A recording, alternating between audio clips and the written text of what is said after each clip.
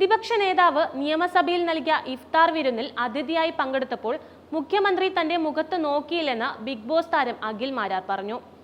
രാഷ്ട്രീയ വിമർശനങ്ങൾ മാറ്റിവെച്ച് മുഖ്യമന്ത്രിയെ കണ്ടപ്പോൾ ഞാൻ ചിരിച്ചു. ജനാധിപത്യ മര്യാദയുള്ള മുഖ്യൻ എന്റെ മുഖത്ത് പോലും നോക്കിയില്ല. അതോടെ ഒരു കാര്യം ഉറപ്പായി, ഞാൻ ഉന്നയിച്ച വിഷയങ്ങൾ കൊള്ളേണ്ടടുത്ത് കൃത്യമായി കൊണ്ടുവന്ന്.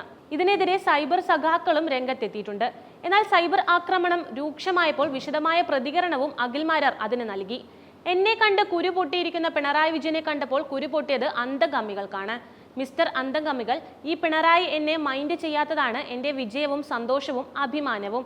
ആശംസ കൊടുത്ത് പലരെയും മുടിപ്പിച്ച സ്വപ്നയെയും കുത്തക മുതലാളിമാരെയും കണ്ടാൽ അപ്പോൾ കെട്ടിപ്പിടിക്കുന്ന ഈ പിണറായി ഈ പാർട്ടിക്ക് വേണ്ടി ചാവാൻ നടക്കുന്ന ഏതെങ്കിലും അന്തങ്ങളെ കണ്ടാൽ മൈൻഡ് ചെയ്യുമോ?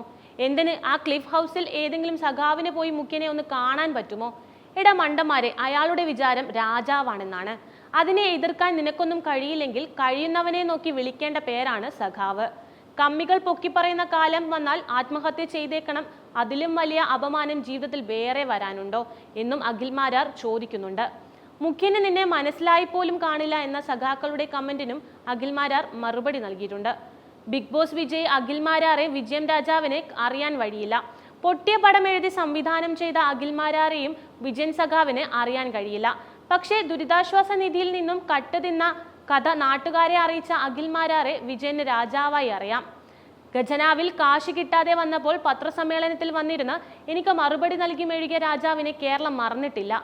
എന്റെ ചോദ്യത്തിന് മറുപടി പറഞ്ഞ രാജാവ് എനിക്കെതിരെ കേസെടുക്കാൻ ആഹ്വാനം ചെയ്തത് ജനാധിപത്യം ഉയർത്തിക്കാണിച്ചുകൊണ്ടാണല്ലോ എന്നും അഖിൽ മാരാർ മറുപടി നൽകിയിട്ടുണ്ട്.